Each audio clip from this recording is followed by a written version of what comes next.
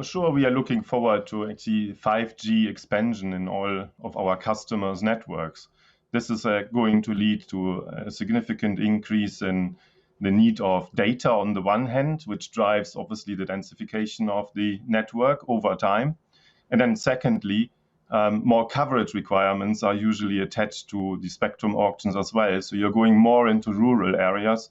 So overall coverage expansion actually helps us to grow our business significantly as well going forward. And then, I mean, last but not least, these are usually higher frequencies.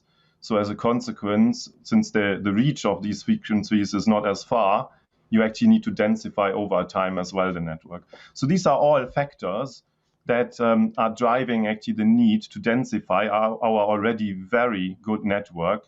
I mean, remember, we have obviously inherited this network as a hive down from Vodafone. And as a consequence, these have been positions from our great actually as number one or number two in all of our markets. And with the continuous expansion that will be driven by 5G, that will actually help us very well to achieve our medium-term guidance and obviously drive growth beyond that as well. I mean, obviously you talk a lot about your expansion plans when it comes to 5G. What about geographic expansion? And I see that you've set your sights a little bit on expansion within France. Why is that a geography that you're interested in right now, especially given the competition that's emerging over there?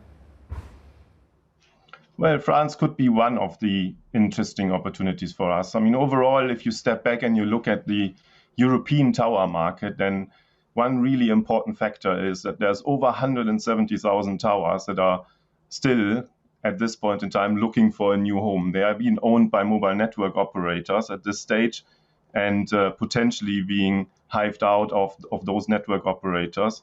So network consolidation as a tower company network actually is going to happen across Europe.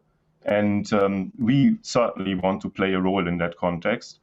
And that's on the one hand, consolidation in our existing footprint.